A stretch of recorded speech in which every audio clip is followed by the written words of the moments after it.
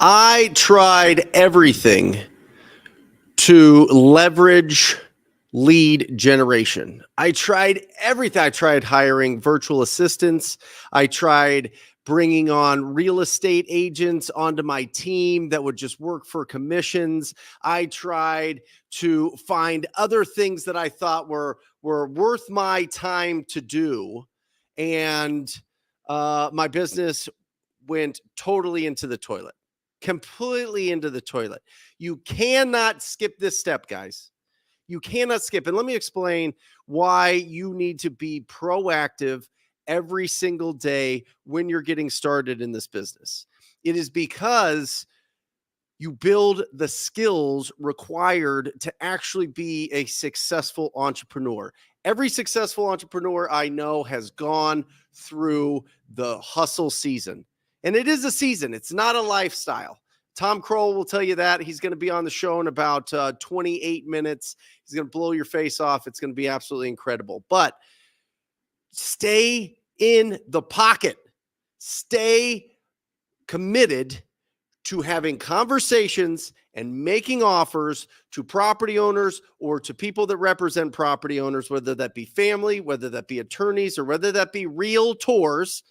Guys, get it right. It's not realtor. Realtors, look at the spelling. We have to do that every single day. Every single day we get up, we have to wake up with one question on our mind, one question on our lips. Who is going to do a deal with us today? Who is going to sign the agreement? Who's going to approve an agreement with us today? That is it.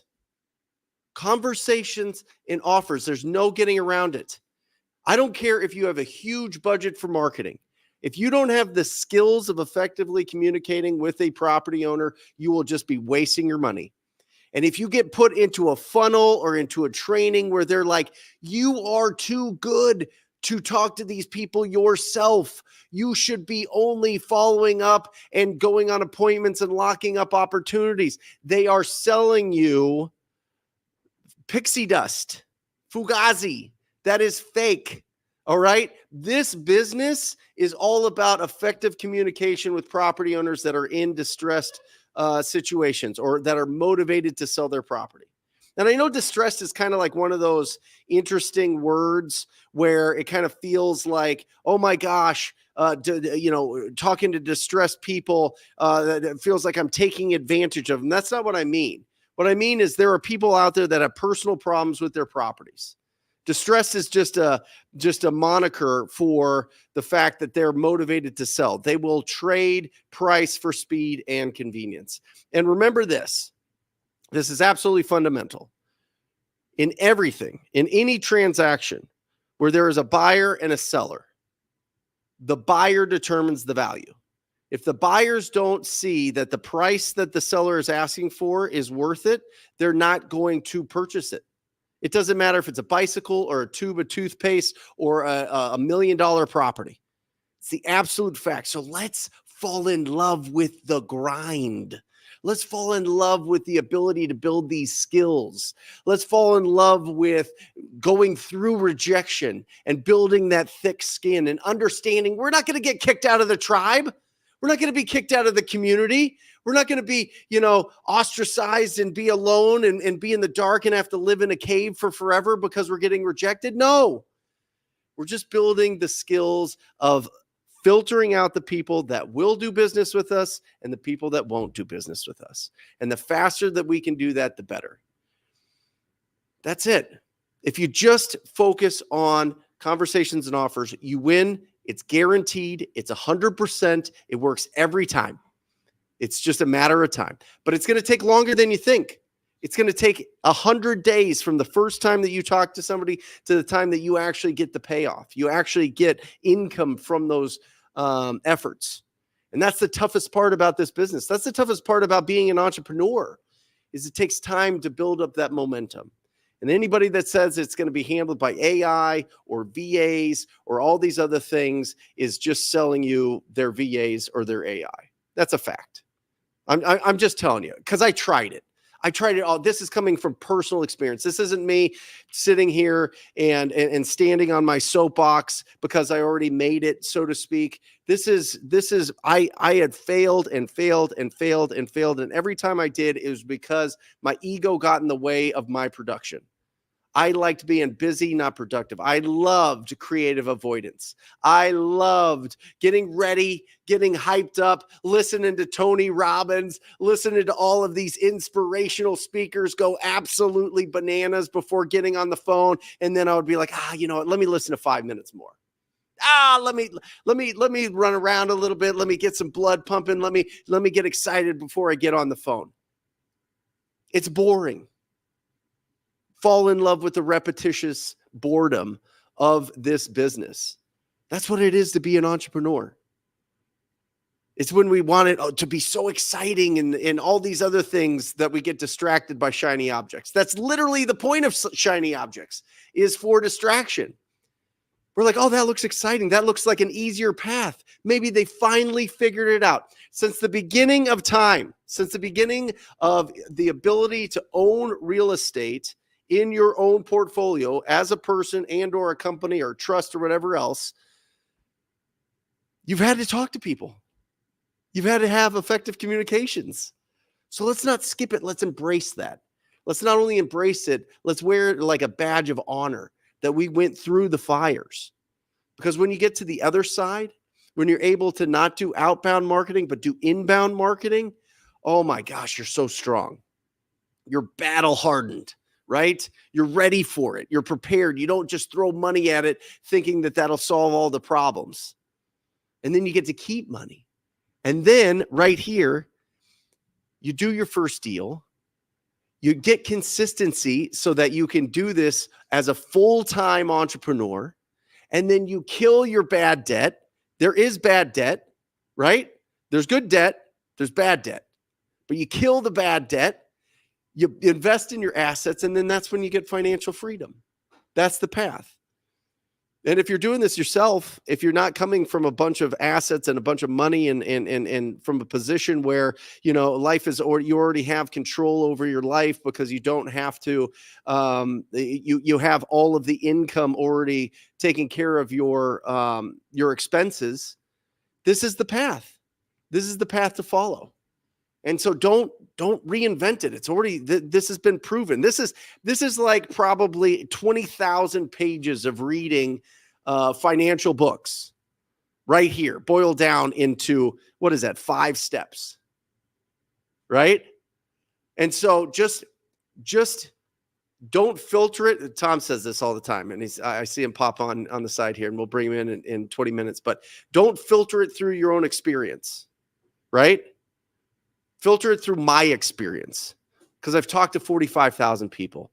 I've door knocked 15,000 doors. I've done over 2,000 real estate transactions. You know what I mean? Like, I'm going to give you the real things. I'm not going to just sell you a bill of goods. I've been doing this for 20 years. So I just implore you to take this advice, take this instruction, and just implement it into your business. Do the hard work. Go through the grind, build the skills, because skills give you leverage, and we all want leverage in our business. People think leverage is just technology. People think leverage is people. People think leverage is other people's money. Leverage is the skills and abilities. You talk to 100 people and I talk to 100 people, I'm going to find more deals because I have more experience and more skills. And speaking of skills, I want to go through this because I think that this is awesome. There's 10 main skills that we need to look at when it comes to being a real estate entrepreneur. And number 1 is the toughest one, time management.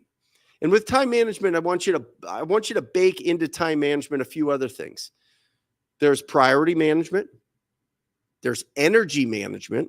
That comes along if you're not exercising, not keeping your body right, and you keep getting unhealthy, you can't do anything. If you're unhealthy and you're sick all the time, you can't be productive. I'm sorry. It's just not going to happen. But then attention management, that's all baked into that time management. Where are you putting your attention?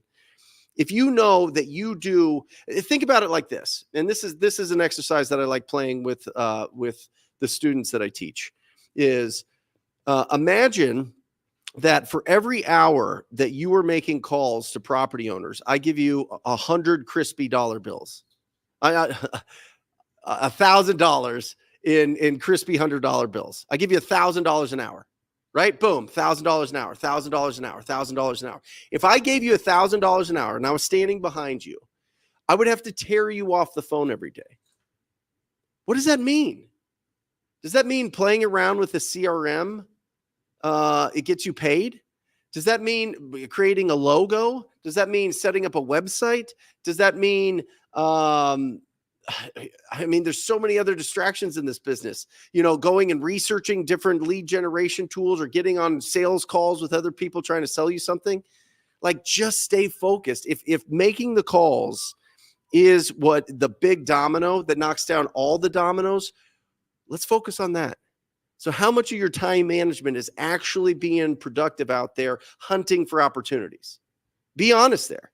And this scales test, the skills test is a scale from 1 to 10. So put in what you think, what your number is there. Lead generation methods.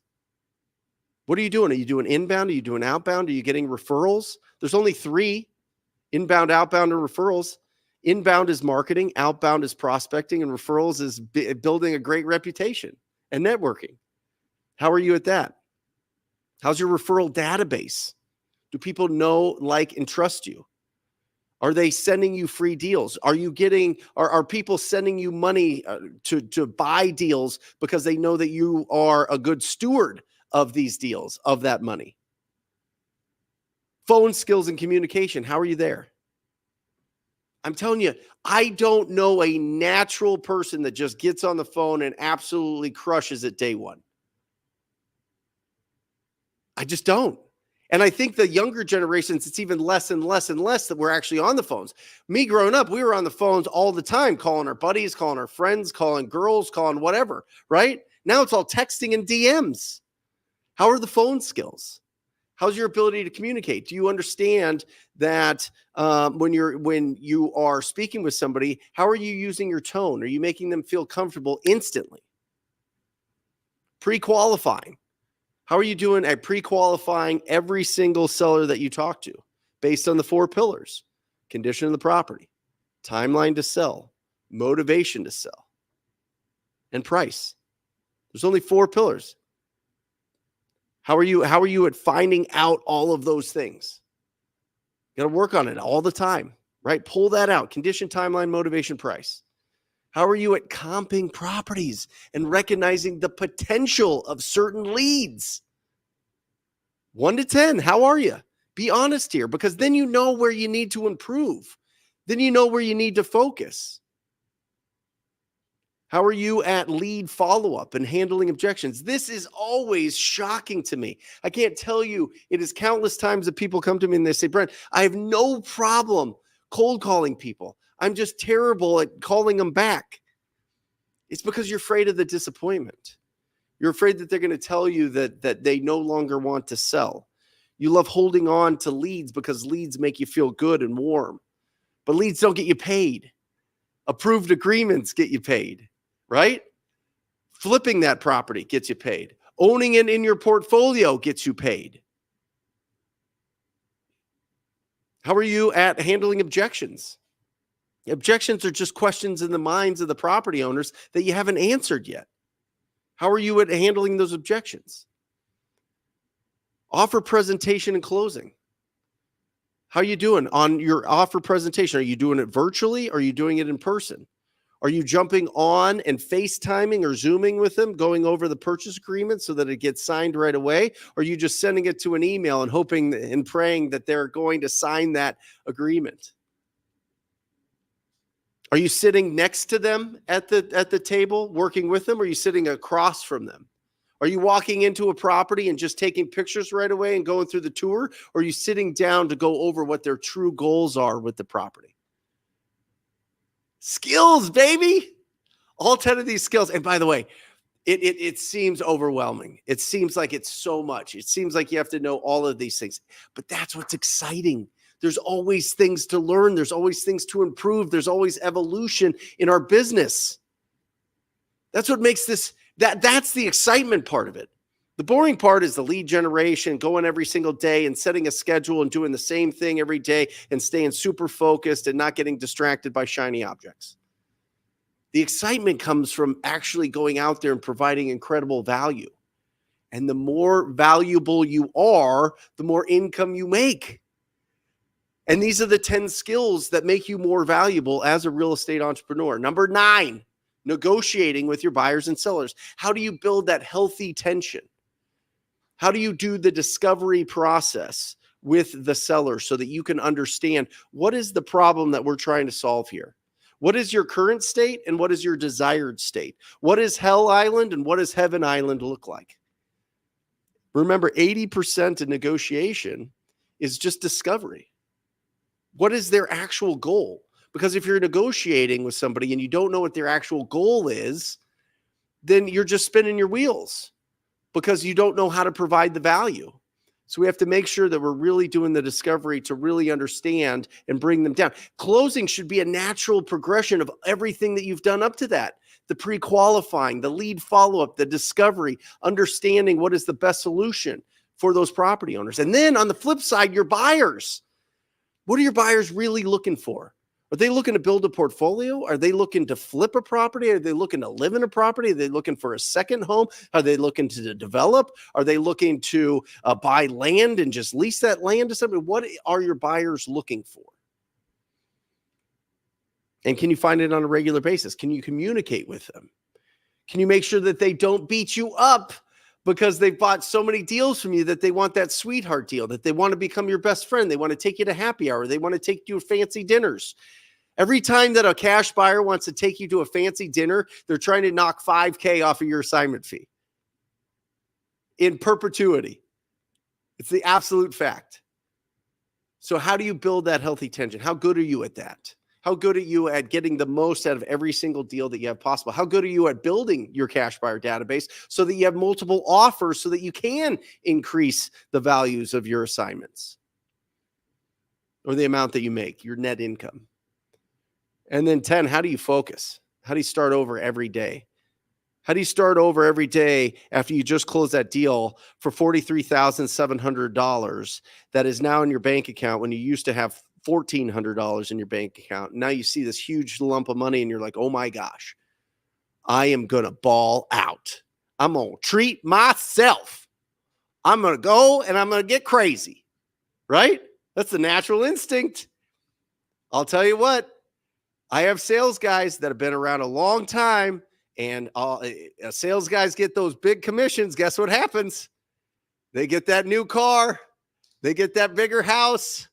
They go and buy something exotic or go on some big trip or vacation, right?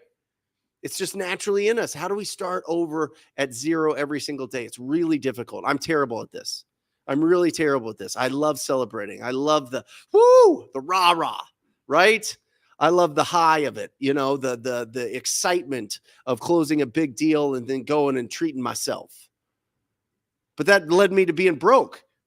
I bought a Range Rover and a Mercedes CLS 550. I don't even think they make them anymore. It was kind of an old man's car, but I liked it for whatever reason. I got sold on it. And I bought that at like 25 years old because I was like, I'm going to treat myself. I went and bought a 3,400 square feet when it was just me and my wife at the time. 3,400 square feet. It was empty. It had 3 air conditioners. You know what I mean? We didn't even use most of the house. Had a big lot, huge swimming pool, the whole thing. So I've been there. I know this. I'm not saying this. I'm not standing up here and being so aggressive with my tone at the beginning of this as like hey, you know, this is, you better not do this, guys. This is my personal experience. This is what I went through. So I just want you to learn from it so you don't have to pay the stupid tax that I paid early on as a real estate entrepreneur. Right? Because if we look at it, Matt, we'll move over here. Remember this.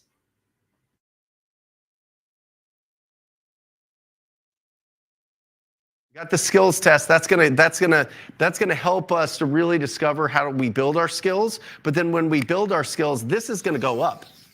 This is gonna go bananas. But we got to really watch this. And by the way, this can be hiring people too soon.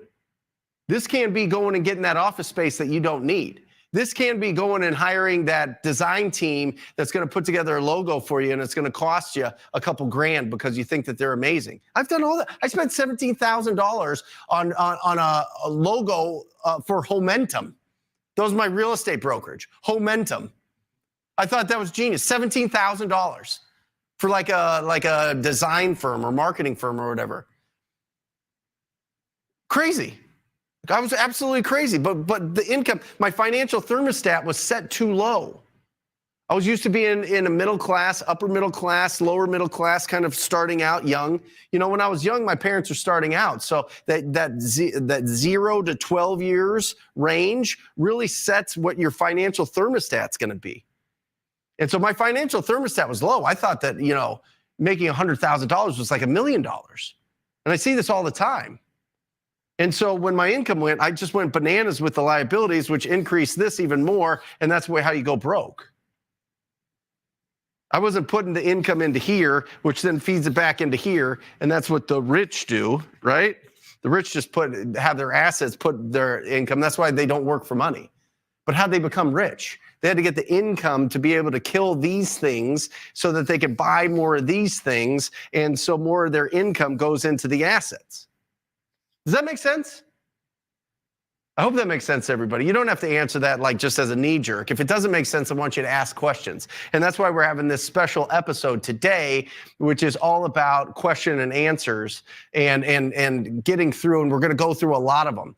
So guys, if you have any questions about a deal, if you have any questions about financial literacy, if you have any questions about just starting out in this business, getting your first deal, what are the best, all of these things, all these little nuances, all these little like kind of splinters in your brain that you can't really pull out yet. I want to remove those so that you can just take massive imperfect action every single day and increase your income so that you can buy more assets, and then the assets give you more income, and they cover all of this income, which covers all of your expenses, and now you are financially free, baby.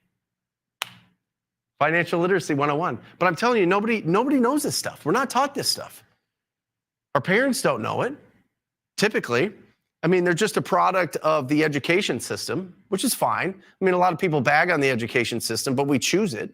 You know what I mean? I mean, you have to be educated, but we get to choose what we do outside of school. And so it was get a good job, stay there a while, put some money into an investment account, a 401k or whatever, and retire when you're no longer able to be as useful as you used to be, and provide as much value as you used to be. But that's not us, is it? That's not what we want. What we want is to be able to control the time. And by the way, my dad worked at a corporate job for 20 years. We moved to Australia. We moved to Germany. He did everything he could to level us up. He was there like 25 years. Boom, they lay him off. Gave him a nice package. He was fine. He had enough experience and his resume was fine. He kept leveling up because that's the type of guy he is. But boom, just gone. There's no job security. The only security we have is in our own efforts and in what we build. Right? So build the skills. Make sure that you don't go bananas with your expenses. Be around people that are doing more than you so that you can elevate your financial thermostat. When you elevate your financial thermostat, all of a sudden you understand, okay, I need to put this excess income into stuff that's going to make baby income. And those babies are going to grow up and they're going to be powerful someday. They're going to be like these huge, linemen in the NFL. You know what I mean? That's the kind of babies we want. That's the kind of assets we want, is these giant ones. But it starts out small. It starts out just putting money into assets and killing these liabilities, killing these expenses that come from the liabilities that we have, which is called debt, credit card debt, student loans, car loans, all these things, right? Financial intelligence, baby. And it's time. I think we'll bring him on five minutes early. Because he's here, he's got his black shirt on, he's looking fantastic, he's looking tall. Guys, Tom Croll's taller than you think he is. I'll tell you that. He's like 6'8". You wouldn't know it, but he's a very no, he's probably what are you, Tom? 6'2"? Yeah, probably 6'2", 6'1". Anyway, guys, my mentor, your mentor, the greatest of all time, Tom Croll. How are you? Bam! I always keep my camera a little high. So that I always want people to think that they're taller than me. This is a very good trick. It's a good trick. You sneak up on them, and then they see in real life, and they're like, "What happened here?" Who is this guy? It's good to see you, brother. You're looking good. You too. Thank How's you, the man. week? It's fantastic. I love it. I come on early because when I listen to you, I learn, man. You're phenomenal. I just love what you're talking about. These things, it's so funny because I had a client who he called me. This is, I'm in line for the iPhone 16. And I said, great, get out of that line right now. I said, you got no business in that line. You would be surprised that people will drop $1,000 on, he said, yeah, but I could finance it with zero down. Yep. Unbelievable. Well, let's talk about what this phone should be used for. Because I was listening to what you said. I'm going to give you guys. Can I share a secret with you on the phone that on how to do these calls for anybody? Because you said it. You said it sounds like a lot, guys. It's not a lot, right? First of all, let's just talk about one thing. You and I both, right? This is not serendipitous or coincidental. We're both standing up. When you're on the phone, guys, can I just be brutal, right? Just have a little bit of self-respect. Right? You're made in his image. You're more powerful. There's no such thing as people who have a fear of failure. I've mentored thousands of people in my life. I've never met an entrepreneur who has a fear of failure. It's a fear of success. Yep. Know who you are. Put yourself out there. Stand up straight. Put your shoulders back. Smile when you're on the phone. Be full of gratitude that you get to make phone calls all day when other people aren't able to do that. Project your voice, speak like you're in a lobby of hey, Brent, it's great to hear from you. What's that? Why am I calling? I have no idea. Do you even live in your house? I buy houses. Are you in this? You need to have confidence. And one of those tricks is mirroring. Mirroring is a big one, right? Be excited and just mirror. Come into these things. And I remember, learning this early on. If they're, just mirror them and project your voice, stand up. Don't have a fear of success. There's no such thing. If you're an entrepreneur, you're watching this, you don't have a fear of failure. That doesn't exist. That's a bunch of hogwash. I've never met anybody with a fear of failure. And I'm looking at this and it's like, it's easy peasy lemon squeezy. If you just know who you are and you come onto those things with confidence and you're brutal honesty, you're ready to hear a no, and you could just take it, you'll be just fine. This business is such a blessing. It's going to give you the best life ever. And you just persist until failure quits. You are going to do this or you're going to die trying. That's it. Yeah. Outwork your self-doubts. It's an Alex Hormozi, tweet. And I love that. You know what I mean? Because if you are constantly busy, if you're constantly working on getting better at your conversations and actively reaching out to property owners, you don't have time for all this idle, worrying and doubt and distraction and disappointment, right? You taught me that, the 3 Ds and the 3 Ps, right? But Tom, take me back. I want to time travel a little bit here because you give us so much like high level business knowledge. What about your first deal? Do you remember your first deal? And do you remember, what was it? Dorothy Cannon on Bayshore Boulevard. It was a long, long time ago now. What year? Oh man, this is 12? At least probably a little longer. Yeah. And it was 2011, 2012. Something I'd have to look, but it was you never forget your first deal. And I walk in, I fell in love with Dorothy. Fell in love with her. I show up to the house with an agent who she knew from church. And we both get there. I'm nervous, right? I'm nervous, and I have no idea what I'm talking about. What are you wearing, Tom? Do you remember? What were you driving? Oh, what I was driving is what I could afford. I want to not remember that. I don't remember what I was driving, but it was either really, really dirt cheap or it was way, way, way overpriced and I couldn't afford it. So I was either just headed into or out of bankruptcy, but it was somewhere in that stage. But it was But I get there and an agent shows up and we're both building rapport with her. And the agent says and points to me, he says, Dorothy, this guy is not going to actually buy your house. He's going to put it under contract and he's going to make a fortune flipping it. And I said, that's right. And I'm going to do it quick. And I said, and this guy now this guy, by the way, is a big guy in town. He has big muscles. So I would totally not say this in front of him, but this is a long time ago. And I said, that's exactly right. I said, but what he's going to do is you want to have a long delay. He's going to tell you the house is worth more than it's worth.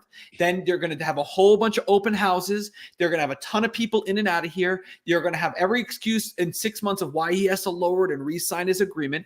And I didn't know what I was talking about. And, but I did that. And she said to him, I won't say his name, but she said, you leave. I'm going to sell my house to Tom. She said, my husband just died and I'm driving to South Carolina to go move in with my boyfriend. And I said, Dorothy, let's do it. And we drew it up on some, but here's what I was wild, bro. Yeah. Dorothy had a boyfriend already. I love it. They all have her. Yeah. In my mind, I already have a black dress for Julie, but I know that 25 minutes after, I know the guy's probably going to be at my wake. That's totally fine. But here's what I'm going to tell you. I'll ring the victory bell for that. But here's what I wasn't doing, right? And this is getting back to your earlier point, guys. And this is where you have to know who you are. As Brent was speaking, I made a list. I wasn't in Distraction Valley. I was climbing Revenue Mountain, which is way more uncomfortable. Here's Distraction Valley, right? Searching for a domain name. Buying a conference table you can't afford. You don't need one. You get some fold-out table with stains on it, like my brother Todd said, right?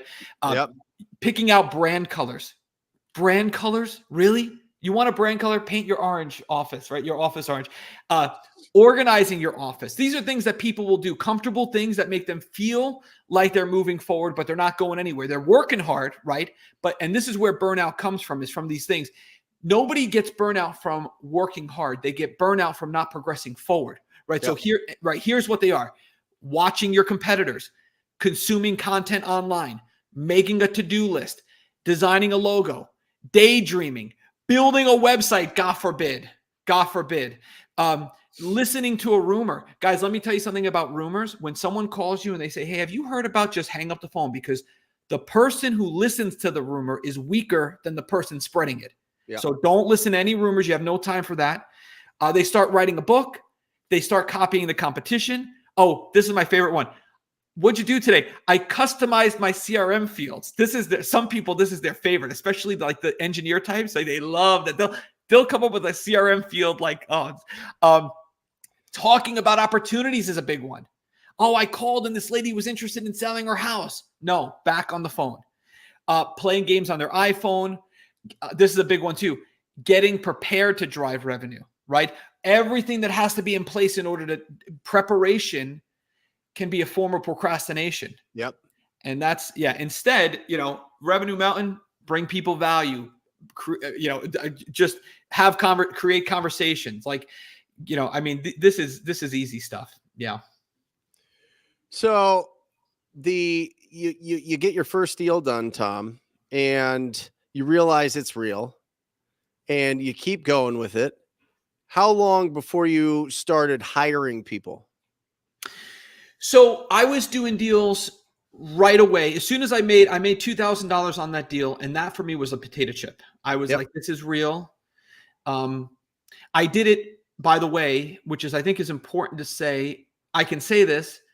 Now I can say this, which I didn't used to say it, but I'll say it now. I'm going to preface this by saying this may not be true if you're listening, but it was true for me. So you take this with a grain of salt if you're listening. Before I did this deal, I was working and I was trying to wholesale, and I never wholesaled nothing, right? But I was sitting in my office. The regional manager and the manager came in and fired me, and I went home and I wholesaled my first deal. Yep. So I know a lot of coaches, and it might, hey, save up money and play it safe. For me personally, for whatever was in my head, I just wasn't able to do it until I had to do it. And once I had to do it, I did it. And then I did it again and again and again.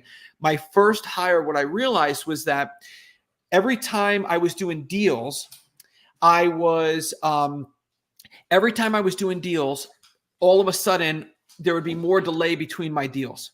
And I noticed that there was about a 90-day differential. Like if I want to know how a wholesaler, how much money they're going to make today, all I need to do is go back 90 days to see what their marketing looked like.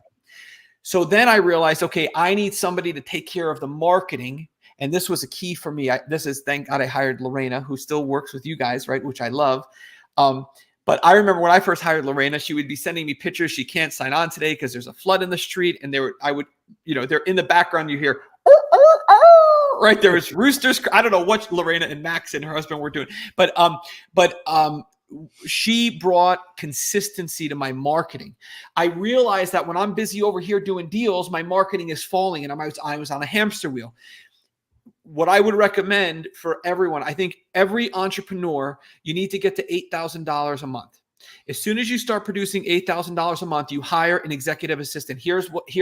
Forget, everybody uses all these titles. And what is an executive assistant to do? An executive assistant has one primary position in your life as an entrepreneur. What they do is give you more time to focus on revenue generation. That's what they do. The big domino. The big domino that knocks all the rest down. It's lead generation. It is making sure that you're on the phone and in front of these property owners as much as possible. That's it. So your primary hustle is a season, not a lifestyle, right? This person's job, just take a few days. Joe McCall taught me this. My good buddy he said, sit down for a few weeks. And I did it for 3 days because I couldn't, but my phone would buzz every 15 minutes. What am I doing right now? I'm sitting at Starbucks thinking about my business. What am I doing right now? 15 minutes later, I'm sending out a mail piece. What am I doing right now? I'm on the phone with the seller. What am I doing right now? I'm meeting with the seller. Then I went through the whole list. After about 3 or 4 days, I wrote down EA next to everything an EA could do. Whatever it was, pick up laundry, go to the P.O. box, and I decided to get an EA. Now, I didn't start with a local, but I would say once you're at $8,000 a month, starting with a local is absolutely brilliant.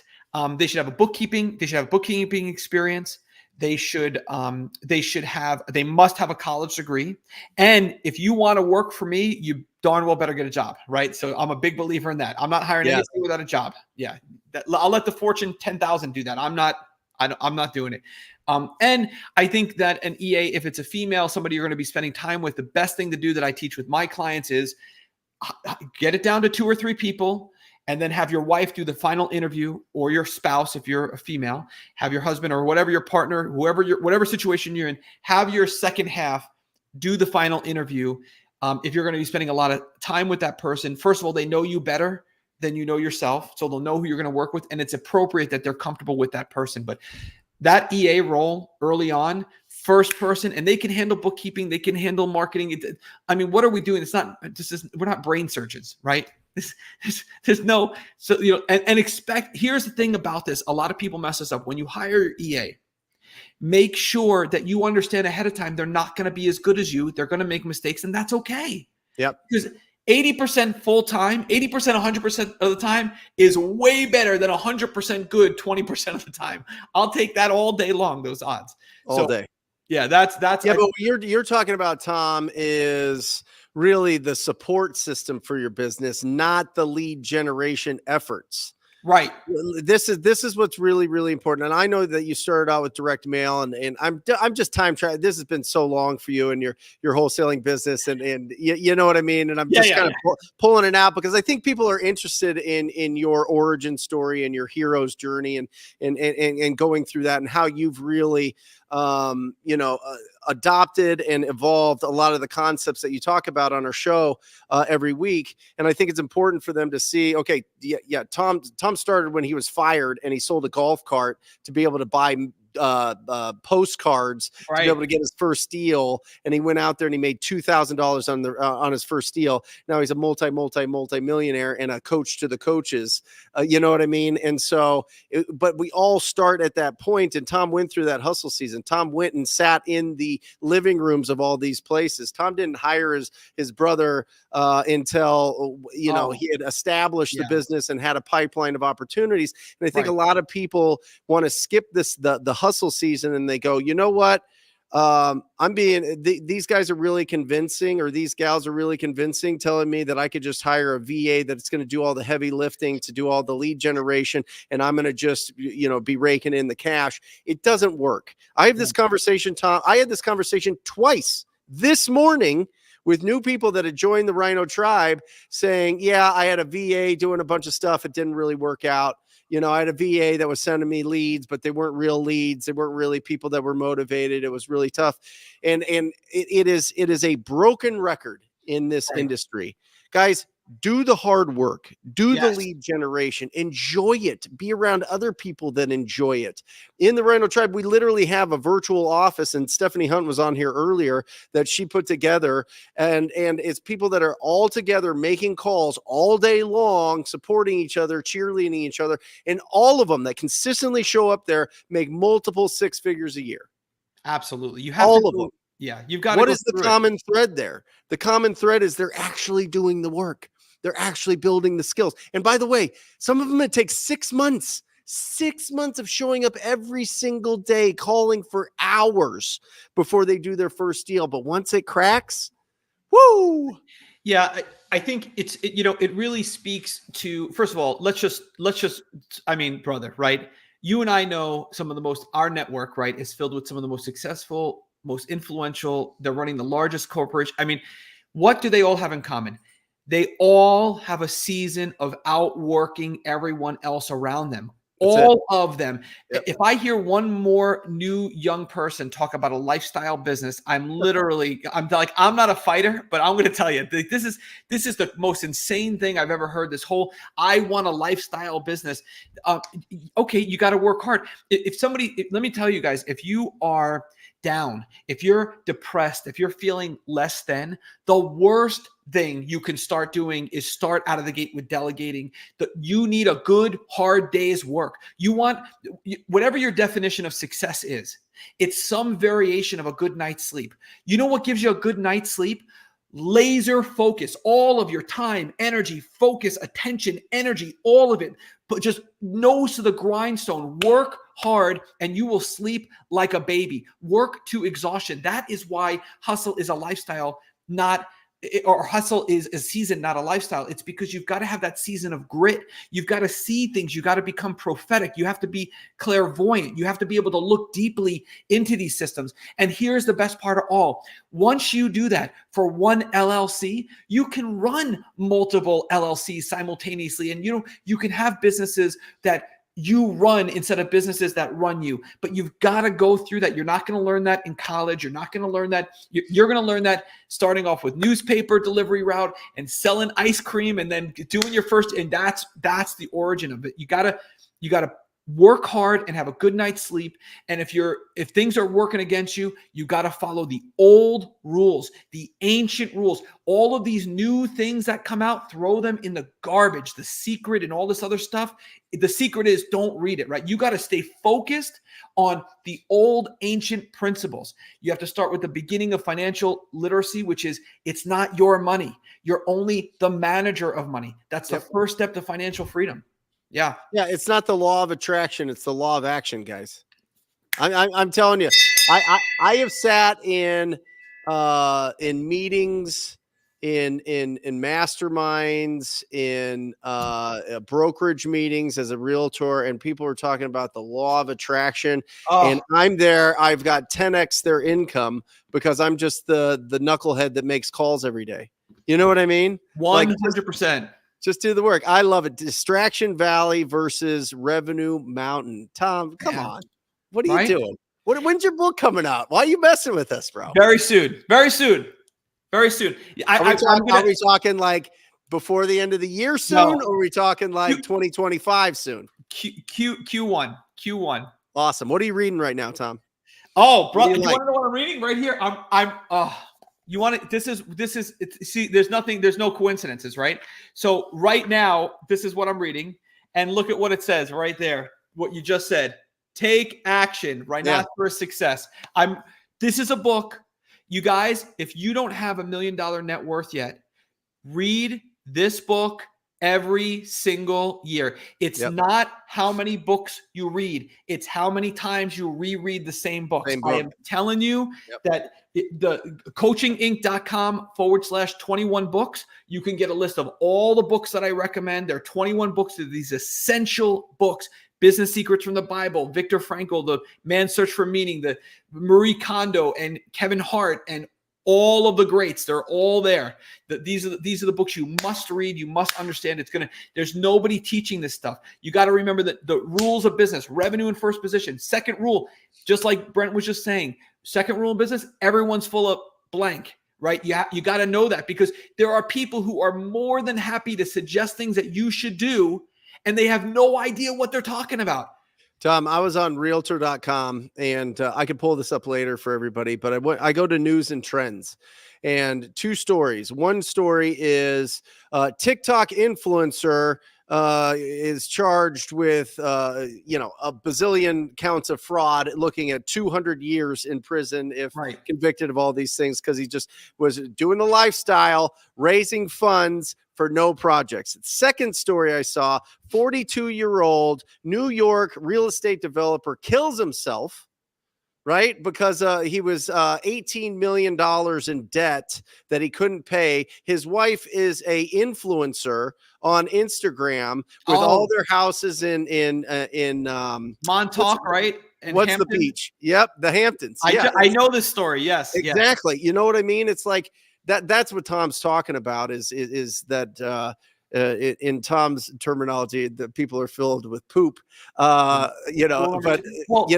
Listen, don't when people are posting a lot of things and showing the lifestyle and everything, that is the highlight reel, guys. You need to find real people that own real portfolios, that really understand financial literacy and aren't just going out there as propaganda to increase their self-worth or their audience or whatever else. You're just falling into a trap that's going to lead you to just losing a lot of money. Absolutely. The life is really simple. Business is easy. People are complicated. Read the right books. And when you are, like Todd says, a truth teller and a truth seeker, you become prophetic. You're able to see. No one's going to pull one over on Brent and I. A few quick questions, and you'll be able, once you get good at this, you will be able to sniff these people out in 2 seconds, and they're everywhere. It's the majority of people. It's these guys who are like, well, they call me, brother. They call me, I want to coach it. Well, have you done it? Well, no, but Tom, I was really giving this some thought, and I know this coach who coached this athlete to win this championship, and he never played the game. So I feel totally comfortable doing this. I'm like, okay. Yeah. So, I think that the whole idea here is just read the books your mentors read. Yep. Stay on track. All the books that we read it's all the same ancient principles. It's easy peasy lemon squeezy. It's nothing complicated here. It's a numbers game. It's a volume game. Just go at it. Don't have a fear of success. Forget this whole fear of failure, and do whatever you're faced with the decision. Just do what's more uncomfortable. Everything you want is on the other side of your comfort. Comfort and money and convenience, it makes you soft. It makes you weak. Don't do what you want to do. This whole I do what you love and you never work a day in your life. Right. You do what you love. You are not going to be working a day in your life. Yep. But do what the market loves. Bring people value. Guys, this is simple stuff. Bam. Love it. Guys, Rhinoceros Success, go check it out. Scott Alexander. I have it in my office. My that was my inheritance from my grandma. Beautiful. She had that book since 1985. It has her name in it. She sold Mary Kay Cosmetics as like a little side hustle when her kids were grown, my mom and my aunts and uncles. And that's I got it in a Ziploc bag, that and pictures of myself that apparently my grandma didn't want anymore. So thanks, Grandma. Well, brother, how about the fact that we know Scott? I know. I mean, absolutely incredible. I was in Barnes and Nobles. I was looking at the bookshelves. I literally was like, oh, I know that guy. Oh, I know that guy. Oh, I know that guy. I mean, this is when you guys stop hanging out with the wrong people. Yep. Start spending time with the right people. Make Yep. a list of 40 people and just love on them, build reciprocity. And anybody who's doing the wrong thing, they're always having an emergency. They're doing the wrong thing. You know who those people are? Mm-hmm. Cut them out. Yep. Cut them out. Because the good people are not going to want to spend time with you. I mean, bro, we know Scott Alexander. I mean, what in the world? It's awesome. Guys, Tom Croll, everybody, give him some love. Check him out on Facebook, Instagram. He doesn't even know what Instagram is. I don't think he has it on his phone. But Tom Croll with one L. Everybody wants to spell it with two L's. It's Krol. Check him out. He's the best of the best. His posts are without it. I read every single one of your posts, Tom. I read them in the morning when I'm having my 60-gram protein shake as for breakfast, and I'm about to hit my pre-workout as my coffee. I'm reading Tom Croll and getting pumped and staying focused. And guys, it really, really helps. So that's a secret hack for you. Follow Tom Croll on Facebook. He posts, at least once, maybe twice a day, sometimes 3 times if we're lucky. So Thank you, Tom. You're an incredible writer. It's your superpower. You're the best. I love you. Love you, brother. God bless. Be well. See you, bud. Awesome. Awesome, guys. Wow. Absolutely incredible. The business, I mean, listen, increase your skills at finding opportunities, generating leads, converting those leads, and then have your executive assistants, your VAs, take care of all the other things that are a distraction for you so that you can focus on the big domino. The big domino that you push that thing over and it's knocking over all the other little dominoes. And that's basically like, what is the most productive thing? What is the highest income that you can earn from an action in your business? That's what I mean from the biggest domino. And if you focus on that, you win. And Tom's right, by the way. Tom is 1,000 million, billion, trillion % right when he says that people are more afraid of success than they are of failure. Because I am telling you, when people tell you no, you're like, okay, cool, I'm off the hook. You almost want it in the beginning. You're almost like, oh, just tell me no, so I don't have to go further down, and I don't have to look stupid, and I don't have to look like a noob, and I don't have to do all these things, right? But the more that you take reps, the more people that you talk to, the more that you're going to expect a yes. And you could just change that mentality right away. You could just say, you know what? No matter what, I'm going to just listen. I'm going to be kind, confident, and curious when I'm speaking with this property owner, and I'm going to do my best to provide the best solution for him. I might not know everything, but I know other people that are in this chat right now that I connect with at the RIA meetings or the meetups, or I'm in a coaching program or a mentorship or teaching whatever it is. I've got a group of people. There's Discord, there's Facebook groups, there's unbelievable communities that you can connect with. And if you don't know the answer, somebody else does, and they're willing to help you out always. That's what's beautiful about the real estate industry, is that like there's not a lot of people, one, that are here. We might feel like there's a lot of people that do real estate, but the fact is, if you look at the population, it's not even close. And two, there's not a lot of people that are proactive. There's not a lot of people that have the skills. There's not a lot of people that are out there actually doing the hustle, taking the action, and building the skills. And so when you find those people, hang on to them, and they're going to take you a lot faster than if you try to do it by yourself. So let's give away some stuff. And then we're going to get to your question and answers. Thank you for participating, guys. The show does not happen without you. So thank you. If you are not subscribed, make sure you hit the subscribe button, hit the thumbs up button. That helps. I always have this vision of like a robot with a YouTube logo head, and it's got like the arms and tentacles like on the Matrix, and it's like going around, and that's the algorithm that shows things to people. And so they like the thumbs button. That's what they eat, apparently. That's their food. That's their fuel. So if you can hit that like button, feed that monster, that would really help us out. All right. I'm going to throw some darts at the balloons. Can you hand me that stuff back there? We're going to be giving away, guys, a t-shirt. We're going to be giving away a hat. We're going to be giving away a Trapper Keeper with our lead sheet pad, so that you can stay super organized with your leads. It's all right here. This is something that I created years ago. It has all the information. It has all the four pillars on here: the motivation, the timeline, the price, and the condition. You can ask specific questions just so that you really understand what's going on here. I didn't really get too nitty gritty on the roof and the pool and all these other things. I think that you naturally do that because you get nervous and you don't know what to ask next. But I would also take some notes. I would put my follow up here, and then this is something interesting. Two interesting things at the bottom of this is the personality style. There's four main personality styles: amiable, expressive, driver, and analytical. And it's really important to understand what are the personality styles of these property owners so that you know how to communicate with them. And then I have a signature and date page, because I think there's something magical when you sign something. There's something magical that says, you know what, I filled this out to the best of my ability. I did the best job that I could at pre-qualifying. And because of that, I am proud to put my signature on this lead sheet. So it's really good. It's going to be in here. I'm also going to include with that the incredible book, Henry Washington's Real Estate Dealmaker. Guys, I love this book. He did a really, really, really great job. And if you're interested in some of the books that I really like, that's real estate specific, this is a fantastic one. Tom Croll's first book was absolutely. I don't even know if this is in print anymore. I might have bought all these to give out to students, but these are absolutely. This is an incredible book. This is actually very good.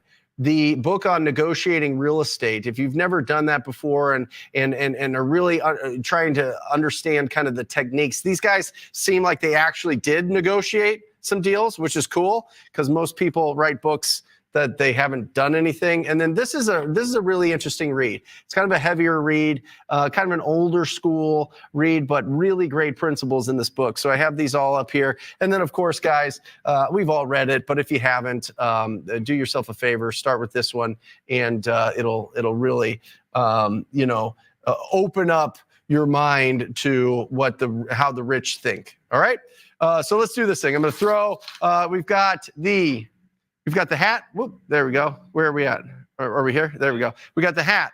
We've got the shirt. The hat will be the orange. The shirt will be the white balloons, and the black balloons will be the Trapper Keeper, which I will put both of the lead pad. There's Raphael Cortez. We're just throwing some darts, and the book in here. And the nice thing about this device here for you youngsters that don't understand about Trapper Keepers, it's got this little Velcro thing that when you close it, it traps things, but it also keeps them. Look at that. Who's getting the kittens with the blue eyes? Look at that. Somebody's getting the kittens. Here we go. What do you guys want? You guys want the hat, the shirt, or the Trapper Keeper? Put it in the chat, participate, and we'll see how we do here. I'm going to step way back. I'm going to go way back in the studio. Look at that. I'm beyond the board here. Oh no. You may have found your distance match. There we go. We got the shirt. Somebody's getting a shirt. So there you go, guys. Thanks for participating. We've got the incredible Raphael Cortez here. Raphael just came out. Listen to this, guys. Raphael has finally released. Am I allowed to talk about it? Yeah. I am? Yes. Does it have a name?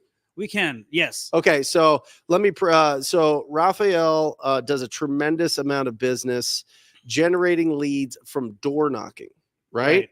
Door knocking is where I cut my teeth in sales. Door knocking is where I really learned to get over the fear of rejection. I think it's the easiest thing to do. I saw a question that we'll get into here in just a bit of, I have zero budget. How do I go out and get a first deal? This is a unbelievable opportunity to go and find great deals is by just getting to the doors of pre-foreclosures and some of the other motivated seller lists. But you now have technology for this. This is something that you guys have been using in your business, but you've been basically just kind of fine tuning it or just keeping it to yourself, or what's the deal? I mean, it's been developed. It was developed internally, right? The purpose was just to use it ourselves and kind of roll it out. And it's been in development for years. It kind of hopped into the project a couple of years ago. Yep. But it wasn't really, out for sale yet. We were, tweaking some of the software thing, make sure that we had, all the T's crossed and the I's dotted and everything. But we started onboarding people. I mean, they're having really good results. There's a really good response too. It's the fastest way that we're seeing right now to get to pre-foreclosure data, which I've talked about in the past. Yep. Is like, you're going to get pre-foreclosure data by the time you get it from title or one of the other platforms. You usually have a delay about 12 days on average, 9 to 12. But when you get it right away as it's coming out, you show up and a lot of times you're letting these people know what the situation is, and you become the go-to person. Yeah, so sure. the speed to lead is awesome. It's crazy. So think about the door knocking strategy with the speed of PPC leads, right? It's kind of like the combination. What's it called? Map driven. Yeah. Mapdriven.com. Yeah. You own that? Or whoever. Well, right? Yeah. Mapdriven.com. Yeah. Absolutely incredible. Let's get to some questions. Let's fire. You just stepped in. We're going to get into questions right away. Isaiah Solomon asked, just finished my first year wholesaling. I closed 2 deals for $6,500. Awesome job. Great start. Damn. This bell. This bell is so bad. I broke the other bell. Now Matt's like, oh, you got to use this old tin bell. That Isaiah said, I closed 2 deals, $6,500. I'm in a Lambo right now. Oh, I am in limbo. Sounds about right. Yeah. I am in limbo right now. I don't know whether I should keep my VA that I have and keep purchasing data around $2,000 a month. No, do the work. Do the work. Yeah. Do the work. Don't buy a Lambo. Yeah. Lambo. I mean, it's like right there, right? Or should I use that $2,000 a month, put it into PPL or PPC and focus on closing deals instead of trying to find the next lead generation that would help me? $2,000 a month. I don't think, listen, if you want to do a deal every 3 months, then $2,000 a month in PPL is good. You just have to be patient and understand that, you're going to do 4 deals a year, because it's going to usually cost you about $6,000 for PPL, depending if you're in a major market. But, I've seen a lot of people do the PPL model in smaller areas, but then they can't sell the deals. And the stats are on this, guys, and this is absolutely true. The nationwide PPL, buy the leads, sell the leads, it's 90% cancellation rate on those deals. If you're just getting started, obviously the more skills that you have and the bigger your cash buyer database and the more that you're really, really, really, really good at your numbers, you can do a lot better with that. You can increase that a lot, but starting out, it's like 90% are cancellations. And when you cancel a deal, it's emotionally a shot to your business, just because the seller is expecting this to get done and it's not. And so it's kind of like stalls your business, right?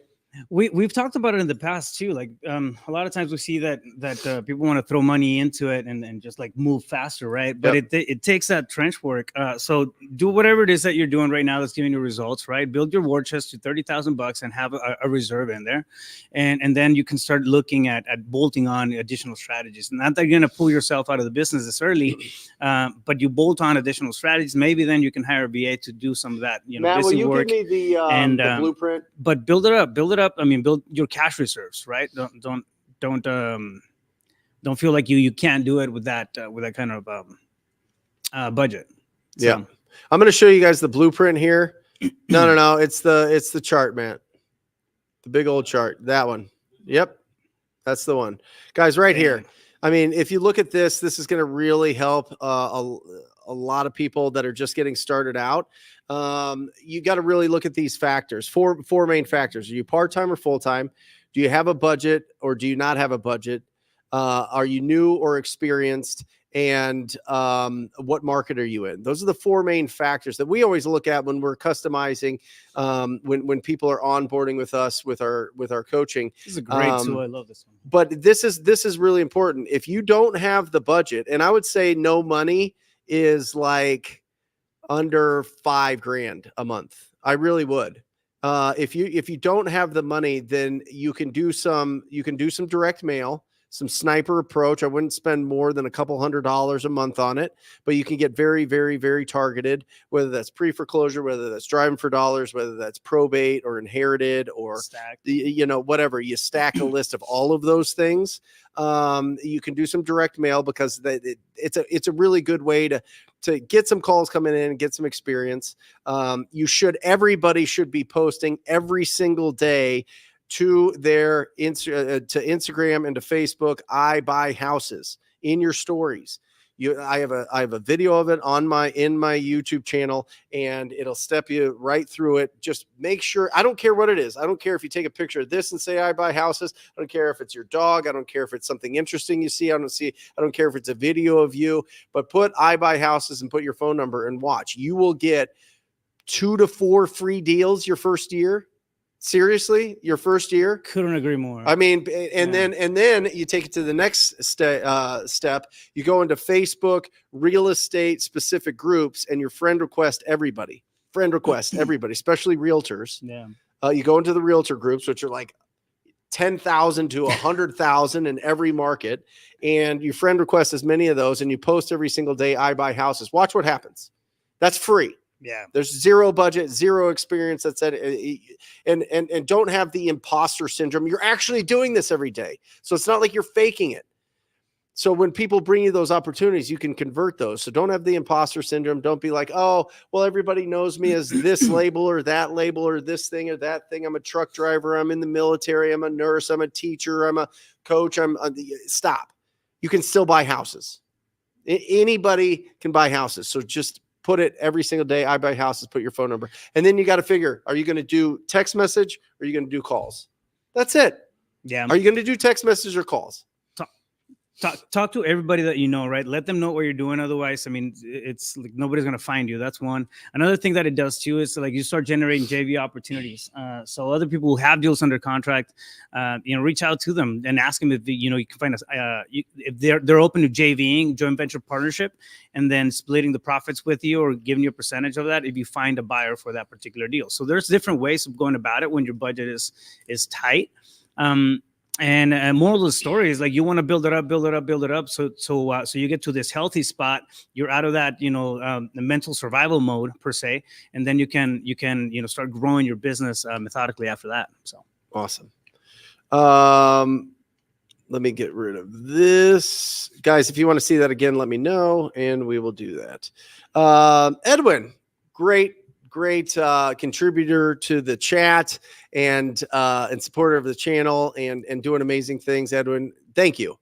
You're amazing. Thanks for being on here, brother. Brent, this is the best show on YouTube. This is not a wholesaling question, but you said ask anything, so here it goes. Do you have any insight on the real estate market around data centers? Yes. Where there are jobs, there is appreciation. That's it. I'm telling you, you want to buy properties for the long term for that appreciation. You should see the first 30 minutes of last week's show when I broke down the real numbers of a single family rental property. You buy assets to appreciate. All right. And when there's only 14% of the United States of our land mass that is occupied. Okay. 14%. And so why? Because that's where infrastructure is. That's where economy is. That's where education is. That's where, people want to live. That's lifestyles, right? And so buy houses in areas, wholesale houses in areas, flip houses in areas where people want to live. And if they're building data centers, go bananas. I mean, I know Arkansas went crazy with Walmart. And I think, some of these other states are adding Amazon distribution centers and all these things. That means jobs up here. That TSMC plant that they're building for $60 billion, $60 billion for a facility here in Phoenix, let alone all the other there's a reason that all the real estate coaches and gurus are in Phoenix. We're the 48th state. We're like the little brothers to a lot of your states. And so we're very pro business. We're very pro expansion. We're very pro appreciation.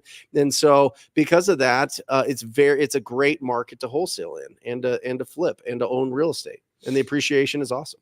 Yeah, no, I agree. I mean, I think it leads to I mean, it gives you insight on how fast that market is growing. If they're dumping projects that are in the, in that kind of price point, and for sure there's going to be population growth, there's going to be jobs, there's going to be new things that are going to be rolling into it. I mean, we've had proposals for Apple plants and Tesla plants and all kinds of stuff. And anytime that happens, like there's a stir in the pot. You know what I mean? Yeah. So absolutely, yeah.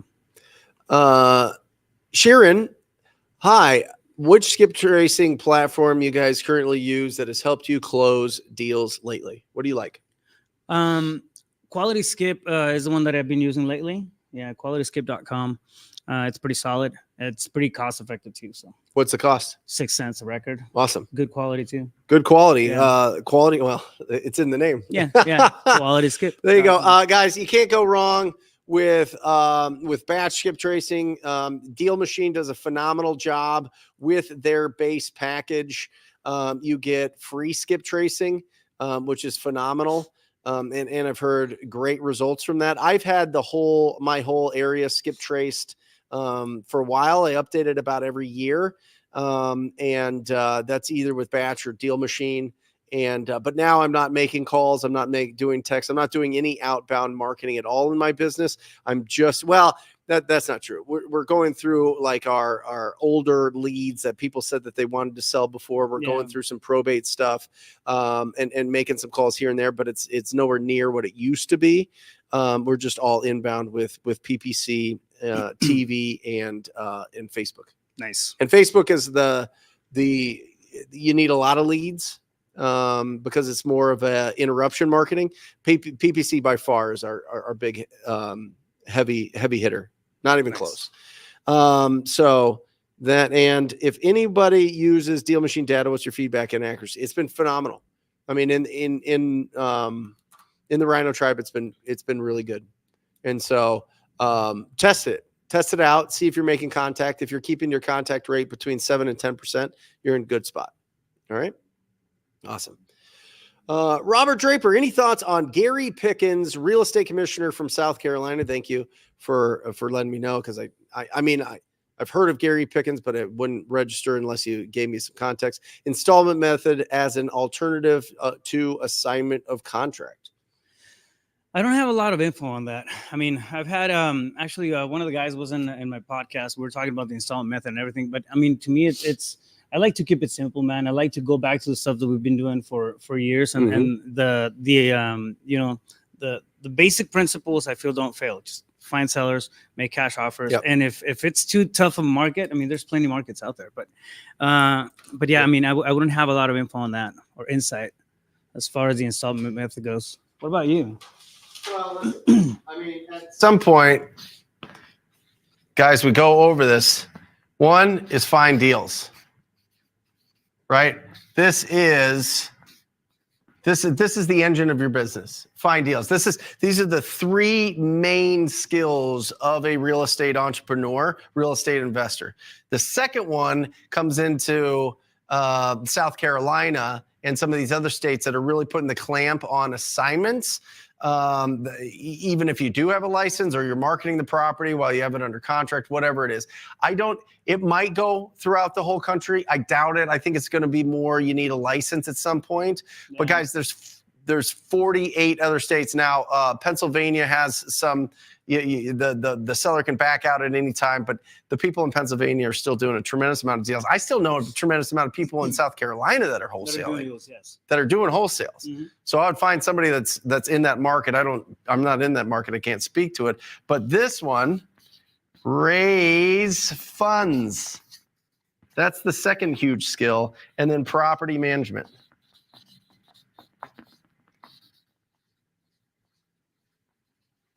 Boom.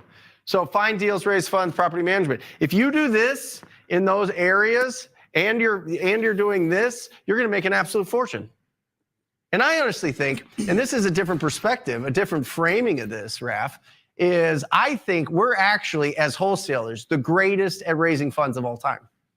Because we get 100% financing for all of our deals, and we get paid up front for finding those deals. They actually pay us to replace us in the purchase agreement with funds on top of what is the properties being purchased for. I mean, if you want to talk about raising funds, it's about putting great deals in front of cash buyers, and they say, yes, I want that, and I want to pay you up front to get out of here. Yeah, they replace us in the contract. I mean, that's all it is. They replace us in the agreement. Totally agree. Another thing that happens too is that as you start to build your track record, you gain more trust from investors and private money and whatnot. They'll start funding your deals to 100% plus the rehab if you're flipping those things as well. So, I mean, I mean, how many times have you done it? Oh my You gosh. do it for people all the time. Oh my gosh. Yeah, there's more money than there are deals. Yeah, I'll tell you that. That's for sure. Kayla Harper asks, how many times should I be calling my lists? I always suggest no more than 2 times. The reason for that is you're going to have your highest contact rate the first time you call. The second time it's going to be 80%, but the third time, through a lot of data that I've gone through, it's like 10% of the contact rate that you get from the first time you call through that list. So make sure that your lists are fresh. Make sure you've got really good numbers, and only go through those twice. Do you also see this? I mean, we let it rest for a period of about like 6 months and then circle back to it, and then we get high. It'll be a bump. Yeah, you'll get a bump. Yeah, I mean, not as much as like the initial time, one. But you'll get a bump for sure. Yeah, but that's what we've done. I mean, we'll buy data. We hit it twice, and then we'll circle back to it 6 months later, and then hit it again. But you got to let it rest. Eddie, they burn quick. What are the pros and cons of wholesaling with a real estate license in Tennessee? I believe TN is Tennessee, right? You are the only 10 I see, Brent. Oh, boom. Bam. Pick up lines. I love it. That's great. What are you laughing at? Eddie Baker. So listen, I think that having a real estate license in the long term is just really, really, really smart, because we come across a tremendous amount of property owners that want retail. And when they want retail, that means they have to list it with an agent. And if you have a license, you can legally refer that lead over to a really good real estate agent and get what's called a referral fee. And your referral fee could be anywhere from 20 to 50%. So on my team, because we have so much inbound leads from TV and pay-per-click and Facebook, we get a tremendous amount of beautiful houses. Tremendous. And it's nothing that, we're not going to go into that appointment and be like, oh, you have this beautiful house that's totally worth $420,000, but we'll give you 300, right? They're like, no, I'll just put it on the market, right? So we will send, if they want a cash offer, absolutely. This is our cash offer. But I think that, if you really want to get the most for this property, I think we got to put it on the market and expose it to all of the buyers, not just us, and find somebody that's going to bring in financing. And when you bring in financing from the bank, you get higher offers. All right. And so that's the conversation we have. And if you have a license, it's a huge advantage. Plus, you got access to the MLS. If you're in a non-disclosure state and you don't have access to the MLS, it can be difficult sometimes comping properties. And so it's just a huge, huge advantage. I think it's totally worth it. I think it takes no time at all. I did it part-time in college, not even studying. Didn't pass. Wanted to pass the state test, didn't pass the national test, took it again a week later, passed that, and had a real estate license. And then you just do renewal hours every couple years. I've never had an issue with my license and wholesaling at the same time. No. Never had an issue. I had an initial conversation with the Department of Real Estate, asking what I needed to do to stay compliant. They said disclose. I added a bunch of disclosures in my contract, and I mean, if anything, I think it edifies you as a professional, and then it gives you a bunch of tools that not everybody has, right? Oh, 100%. To do great things. 100%. And it makes it so much easier to talk to real estate agents. You talk to real estate agents and you tell them, hey, it's Brent Daniels with Gentry Realty. I don't even do that anymore. I just say, hey, it's Brent Daniels. And they're like, oh, okay, I know you. If you use your tone right, people are just like, oh, yeah, I must know this person. Yeah. Must be somebody that I met in school or work or something. You know what I mean? I like slide in on conversations that I've never talked to agents or homeowners. Assume the relationship. Oh, yeah. Oh, yeah. Hey, Bob, it's Brent Daniels. How are you? Oh, fantastic. Yeah, listen, I know that this call is completely out of the blue, but I was actually calling about your property on 1212 Banana Street. Uh-huh. Yeah, I was just wondering if you would consider an offer on your property there. Only 6 responses. Yes, no, maybe. How much will you give me? Who are you? And how'd you get my number? There's only 6 responses. So go bananas, guys. Henry asked a great question. Hope all is well. I've been sitting in the loophole about starting wholesaling, but my biggest issue is choosing a market to focus in. With so many out there, how would you go about picking one? Let me tackle that one real quick. The biggest issue is analysis paralysis. It's not the market. No. The market is the thing you're looking at, right? But it's analysis paralysis. Yep. Break through that, because the next question that you're going to sit with is going to be, what dialer do I get? Then after that, you're going to think about, what CRM do I get? Then after that is, what does my logo need to look like, right? So we start, justifying the analysis paralysis through something. It's good to understand, right? Of course, like what markets, it's got to make sense. But take a second to take that mental inventory and find out what the real issue is, right? And own that. Get that out of the way and get into the action. So to answer your question, one of the things that I look at whenever I'm tapping into a fresh market, over 300,000 people in population. Yep. That's usually going to give me a good number of buyers, because you got to have enough volume to hit on absentee owners and buyers and whatnot, right? Price points, a medium price point in the market of 250 to 450,000, somewhere in there, it's relatively healthy. It'll give you bigger assignment fees. Right. And I look at days on market. Markets that have days on market between 60 to 90 days, they're still doable. The less, the better. Right. So those 3 things, it doesn't have to be too complicated. If you want to do virtual stuff, look for those 3 things. And then just get to, at the end of the day, the equation is simple, right? Pick up the phone and call the sellers. That's it. Yeah. Dimitri Van Camp is the best. I love it. Lives in Europe, is doing over 100 deals a year in Florida, and does all of it himself, by the way. He's on a headset, all day long, in the middle of the night, and joins us here. We're so lucky to have him on here, guys. If you have not connected with Dimitri in the chat there and outside of this show, you are making a grave mistake. He is absolutely incredible. One of the top in the business. So great to see you, Dimitri. But it's nice that you finally got a logo after doing 500 deals. My guy. That's great. Yeah. Just got a 60K duplex lot signed for 15K today with probate cost 20K all in. Will net around 35K profit. Let me hit this weird bell and we're going to celebrate, brother.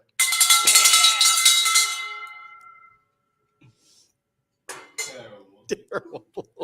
Not cutesy at all. What happened? Not Is cutesy. it out of tune or not demure? Anyway, Dimitri, you're the best. Absolutely incredible. There you go. I love this. Watch me make it. What's the fastest way to get started with zero money? Door knocking, without a doubt. You can also there's a ton of there's a tremendous amount of free websites, True People Search, white pages, where you can just plug in an address and it'll give you phone numbers, and you could just reach out to the property owners and see if they would consider an offer on your property. And to know which property owners to reach out to, just drive around. Just find properties that are in original condition and or need significant investment, and call them and ask them if they would consider an offer. And that's how you start. Talk to I had no money starting out. Yeah. There's so many different ways. One of them too is talk to your title agency in town and ask them for a pre-foreclosure list. Anybody who's 60-day late on their payments is going to pop up on that. Anybody who's in pre-foreclosure, meaning that they've already been served, it's also going to pop up on that list. Now you have a targeted list of 150, 200 people that are in the process of getting foreclosed on, and go door knock and hit those doors. Luke and I made a video of literally just me cold calling title companies in Florida. It wasn't even, we're in Phoenix. I called in Florida. I don't do business in Florida, but I called them up We're doing really good in Florida. I know you are. Yeah, you're doing it. You love Florida. You go to Florida and I don't see you. Yeah. You got lots of friends in Florida. That's all I'm saying. I like Florida. He's like the king wherever you go. I'll tell you what, you take Raphael out and he will be on some stage playing the guitar, singing a song in 15 minutes. Dead sober. Not all the time. Not all the time, Brent.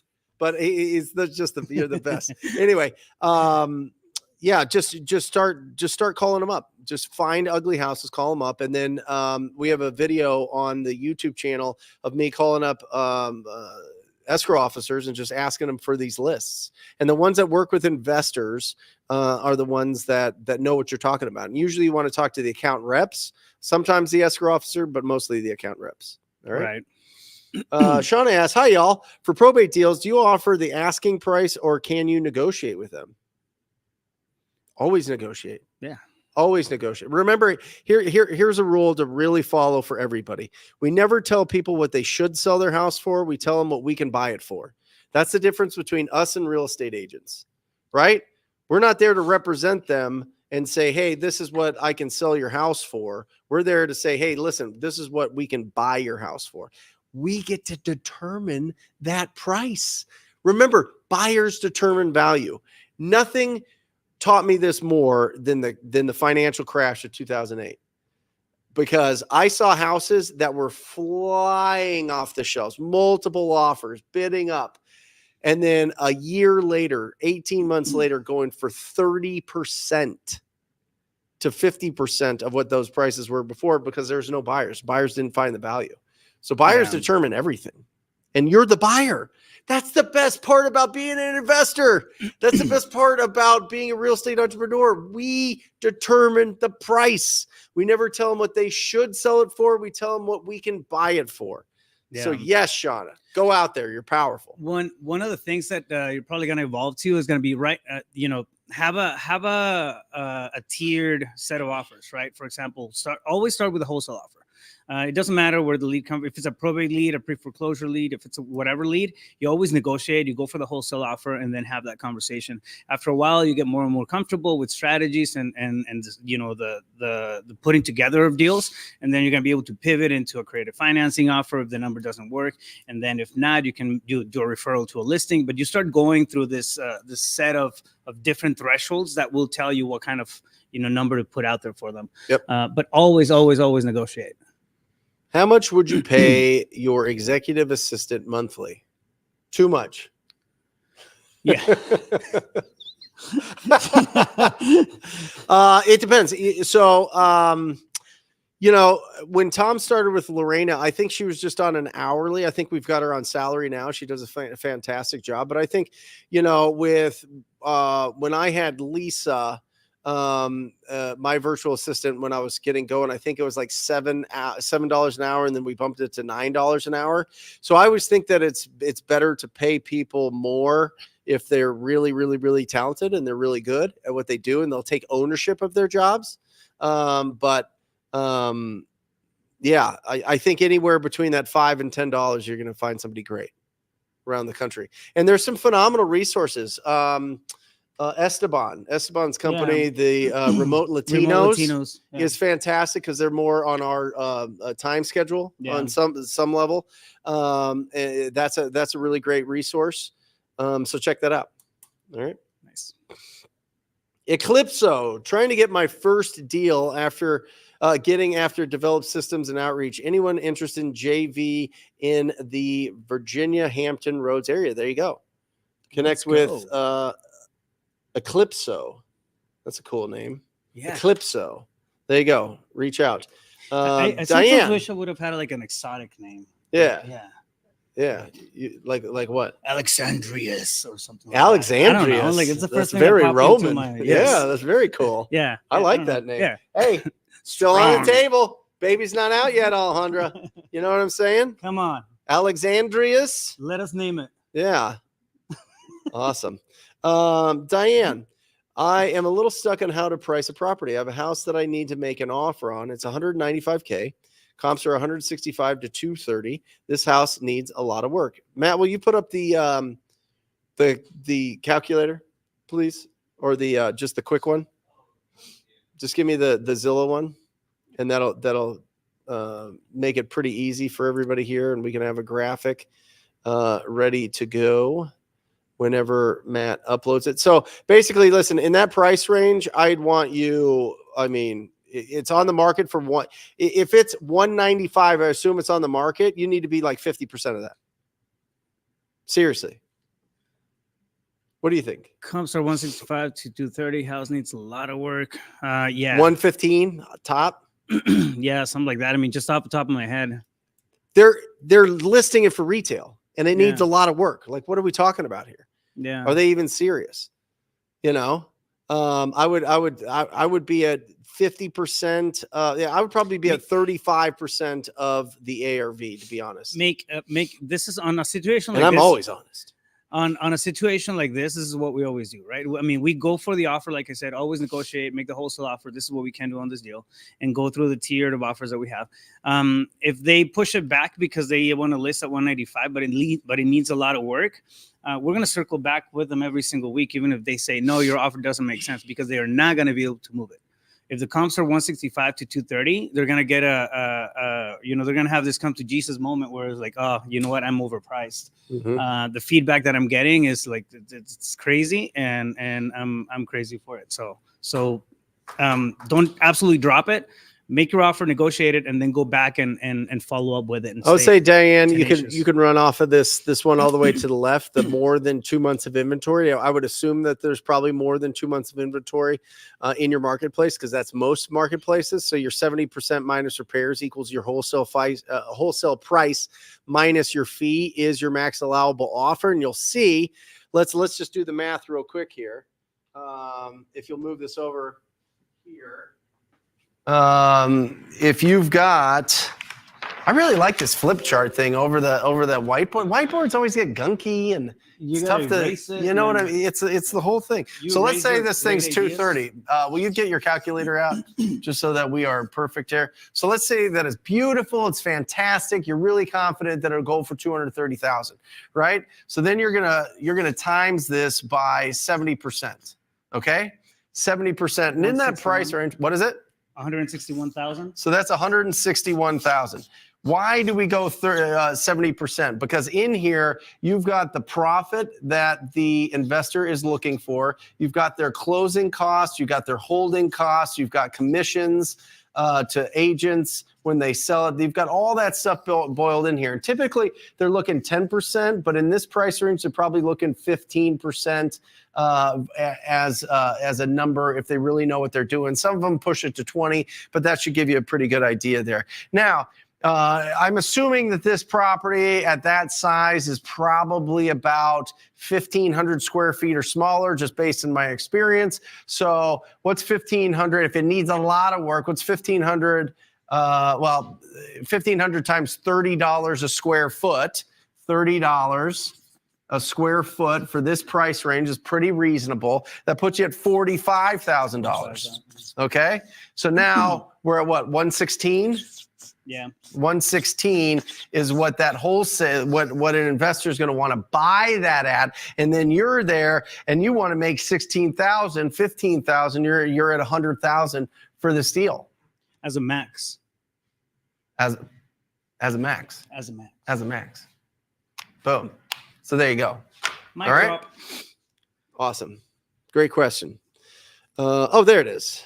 Okay. Sorry, guys. I threw a lot at Matt early this morning. So when I just yell at him for different things, he's like, dude, I got to find all this stuff. Great question. One job. Daniel, how does the upcoming election affect wholesale? Will sellers be more likely or less likely to sell at a discount? It's not the sellers, it's the buyers. Let me explain something that we're experiencing in our market. And you tell me about Florida. I would say 85 to 90% of the cash buyers that we work with are what you would consider conservative. Okay.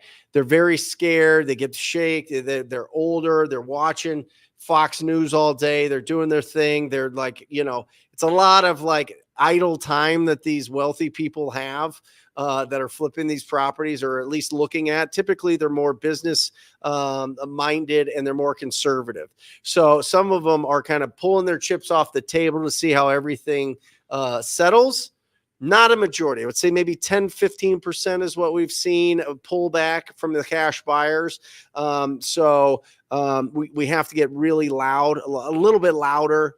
No, significantly louder about our deals because people just aren't opening them, or they're kind of pausing and they're just distracted by other things. And they're just not really sure if this country is going to turn into Argentina or something. You know what I mean? Like, there's whatever. Well, they don't know what it is that they're going to be dealing with in a, after the fact. Yeah, but it doesn't affect what we do. I mean, here's the fact. Doesn't matter who's in office. Doesn't matter what's going on in the economy. Doesn't matter what's going on in the market. If you find great deals, people will buy them. Yeah. More deals were bought in the downturn than any other time in history. More deals. We have a mastermind here in town that we get together once a month, and these guys are doing deals all over the country. Robert Wensley is part of it, so he gives us all kinds of data. Stats. What's he saying? What's he saying? I can tell you that the people who are very active out there are not pulling back their punches in terms of marketing, in terms of wholesaling, in terms of just stay the course. It's like it was the conversation on the last one that we had last week. So awesome. So staying the course, and then you just putting in the reps, right? People are gonna bob and weave. And one thing that we did, in my company, what we started doing is we had to go heavier on the dispo and finding buyers. So I always had that SOP for finding buyers, but it was kind of like a side thing. Like, all right, cool, let's find, okay, great, we're finding some more buyers and whatnot. Like over the last 2-3 months, we just had to lean more into it and revamp that process and get more intentional about, getting out there with new buyers. But listen, interest rates just reduced again. They expect it to reduce throughout all of next year, which means that there's going to be more traditional buyers, which means that there needs to be more properties that get renovated. And if there's more properties that need to get renovated, there's going to be more flippers, baby, or flippers that are pouring more money into these investments into communities that are older, which means that there's going to be more deals, mass deals. Steve Chapa, great to see you. What was it? Distraction Valley versus Revenue Mountain. Distraction Valley versus Revenue Mountain. That's one of Tom's new Crollisms. He needs to write a book. It's coming out with his. It's coming out. It's coming out, bro. I'm gonna be the first one to buy that. I know. Thing. I will beat you to the bookstore. I know, Brent. Teresia, my real estate friend, is sending me MLS listings for possible flips to my contractors. Okay. What contract do I need to represent him? To represent my contractor friend? Are you an agent? If you're not an agent, you can't represent him. You represent yourself. So if you're going to, first of all, it is a complete waste of time to have your agent send deals on the MLS to your contractor or to you, in my opinion. Total waste of time. I don't want properties that are listed. I could call those up right now. You could call them up right now, Teresa. You could do a search of all the, Teresa, you could do a search of all the properties that have been on the market for over 90 days and make offers on all of them. Agents setting up automatic emails based on what you're trying to find as a flip is a complete waste of time. Complete. Because everybody does that. There's 1,000 emails going out to every buyer in town on those deals. And the people that have the biggest pockets are going to make really aggressive offers on those. As a broker, man, I can tell you that it becomes impossible to look at all the emails that come through like that. Yeah. So, I would replace that with just filter out all the properties that have been on the market for a while, see if they're in rough shape or, original condition, and call them up and make significantly lower offers, 30 to 70% under what it's listed for. Because if it's listed on the market and it's not selling, there's only, let me pause here for dramatic effect. There's only one reason: price. That's it. I guarantee you every single listing that goes over 90 days has had an offer made on it that is something that the seller is not willing to accept until they get realistic, or they take it off the market and they're not really serious about selling it. So I'd rather know that as quick as possible. So just be proactive, call them up. All right. Ralph, guys, what is your asking earnest money deposit amount from your buyers, and does it change based on the sales price? $5,000. $5,000. $5,000 non-refundable. Yeah, we don't change it. It's 5K all the time. I mean, very rarely do we have $1 million plus properties just because the buyer pool is just not there. That's not what we specialize in. We've tried it. We've tried to go very luxury. And it's interesting, but the luxury buyers drag their feet, take more time because it's way more risk. And typically it's just, they always find something wrong with it. They always find something that they don't like about it and whatever else. So unless they're just, not very experienced, it's a lot slower process. And most of the times it doesn't go through. So 5,000 will do the job. Al wants to know, what's the door knocking site again? Mapdriven.com. Mapdriven.com, where you go to drive and have a map. Mapdriven.com. And have a map. All right. Alan Young, I can't afford to hire someone yet to run PPC in-house. What are your top 3 PPL providers you would use to plug into until that level of my business is achieved? First of all, when you're ready, Alan, I'll put somebody in your business that's absolutely the best. Go to talktopeople.com, talktopeople.com.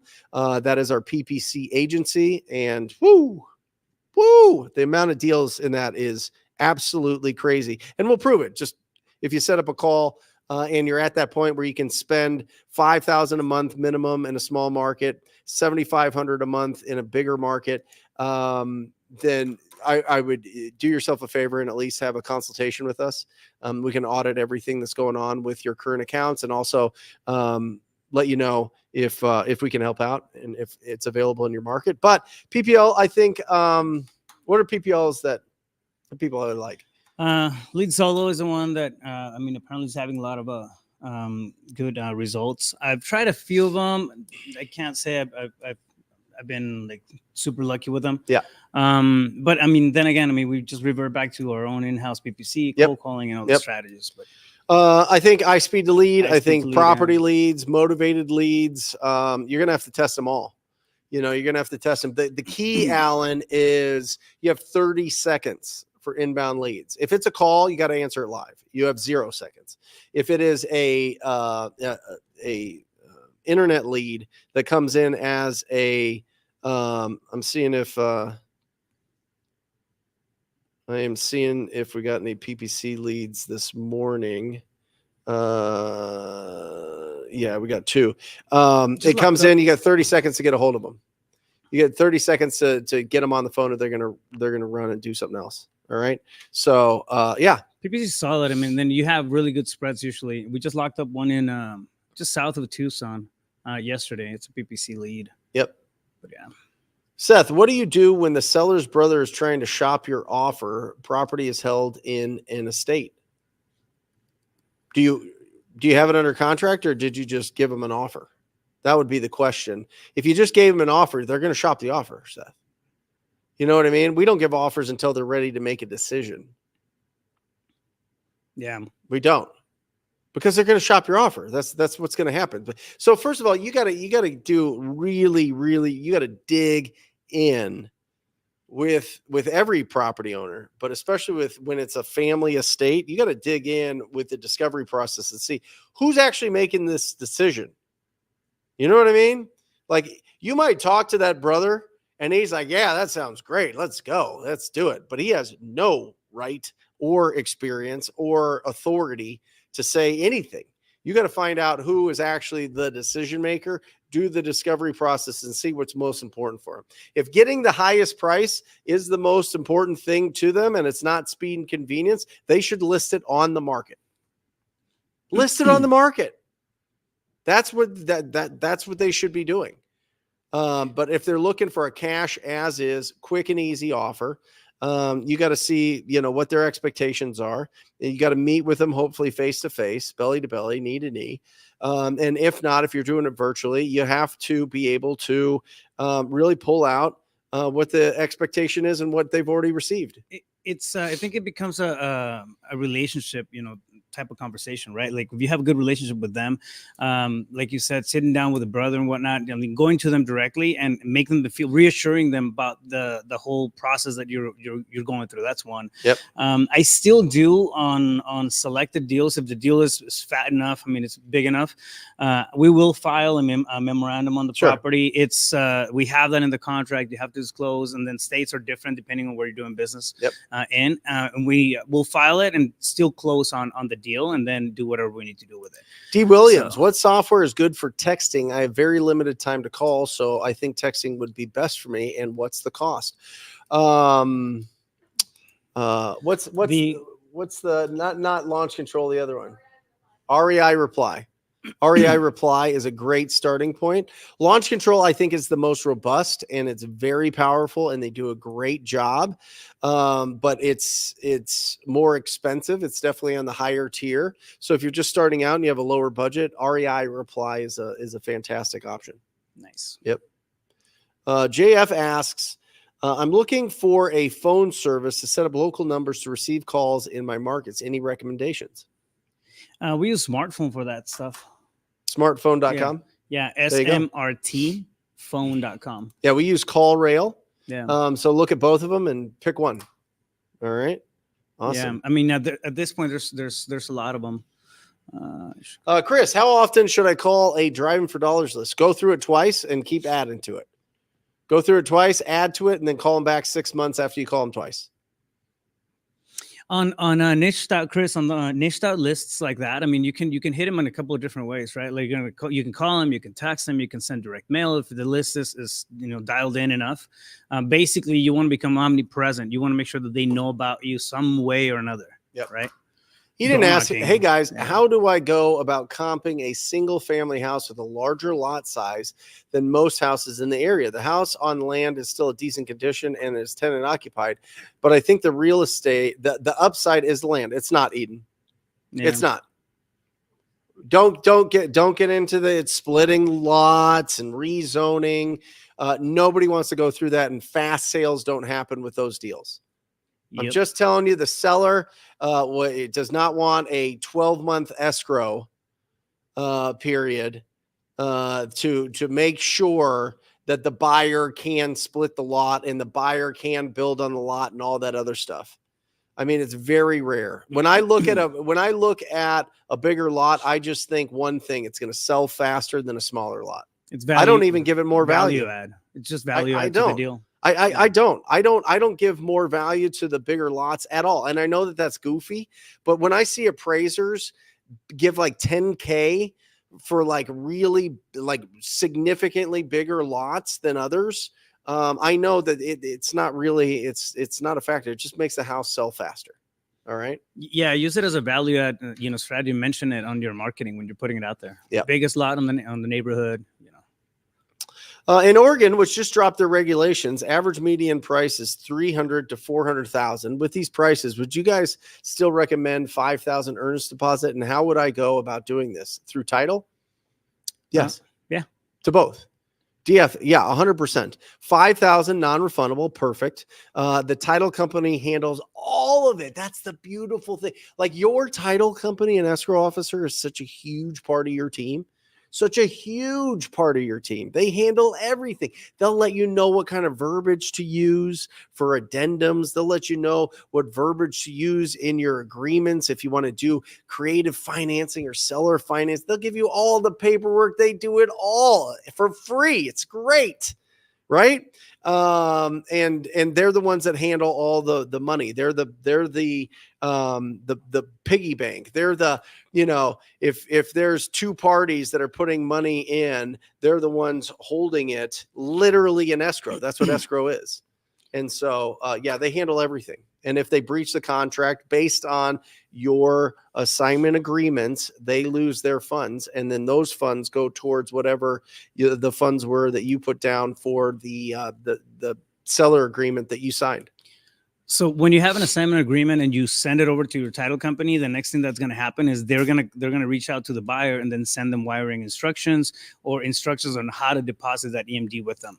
Oh, another one. Getting started in Oregon. Yeah. I am willing to hunt for that deal, but would you recommend seeking out dispo companies like you, Jamil, et cetera, not minding the split?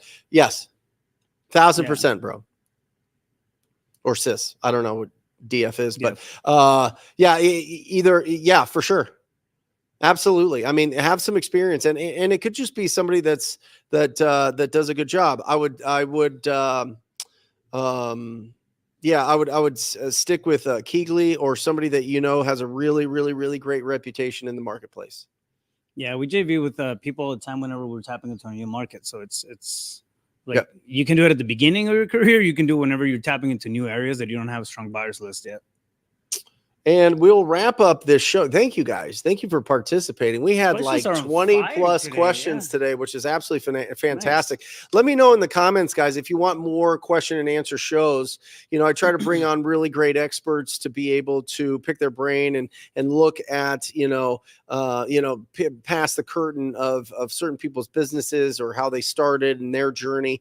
But if you're looking for more of this, let us know, because it's a lot of fun. I really enjoy it. I think it gives more specific information for people that are out there doing things. And so hopefully we'll do some more of it. So let us know if you want us to do some more question and answers. We'd love to do that.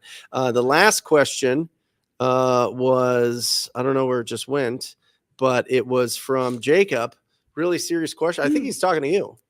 I haven't really he's definitely talking What's to your you. bench press at now? I haven't maxed out in. I'm 40. I'm gonna turn 42 years old, so I Come haven't maxed on. out in 22 years. You look 22. You look great. Thank you. You look like a gym bro. The last time, I haven't maxed out. When I maxed out, I was like 220 pounds, and I did 365, which at 42 years old, I feel pretty good about. The most I've ever done was 385. And that was in my early 30s. And I was probably about the same weight, probably about 215. But now I'm 190 and probably can bench press 135. I don't know. No, no, probably 315, 335, maybe. I don't know. It's a risk reward thing on maxing sometimes as you get older. So you definitely want to prepare for it. Anytime that I'm going to max on any lift, we go through, a few 4 to 6 weeks of like lower rep, higher weight training to prepare for that, because you can blow out tendons and ligaments and all sorts of things. Yeah. I'm a smaller frame, so I think my max was 285 at 160. Shredded though, at 160. Sinewy. Like Spider-Man. Look at this guy. That was a while back. Look at this guy. Shred City. He goes to Florida and they're like, wow, is this the king of Florida? They're like, yes, I am. And Rocky Point. And Rocky. Well, listen, Rocky Point, you are. I mean, you own that place. It is literally the Sea of Cortez. I like water. The Sea of Cortez. There's got to be a family lineage Do you there. think that's a coincidence? No, Exactly. There has to be. Anyway, guys, we love you guys. Thank you for participating. Guys, come on in. Matt and Luke and all 100. Yeah, apparently this is the way to do I love you, not this. I always grew up with this, but apparently in some cultures that's like the middle finger or something. I don't know. I guess so. I don't know. You can. I don't mean it that way. It's all, intention. So there you go, guys. Thank you. Join us every Wednesday on the Brent Daniels YouTube channel. If you're not subscribed, go ahead and subscribe. Go and check out Raphael Cortez's YouTube channel and check him out on Instagram. And make sure that you're following. What's the site for your door knocking? Mapdriven.com. Mapdriven.com. Definitely check that out if you're going to be about it. Shoot me a DM on Instagram at Raphael Cortez, CEO. Chief Raphael Executive Cortez, Officer. CEO. Boom. Guys, keep your house clean, protect your health, increase your value to the world. You'll live a fantastic life. We'll see you next week. Bam. See ya. Love you.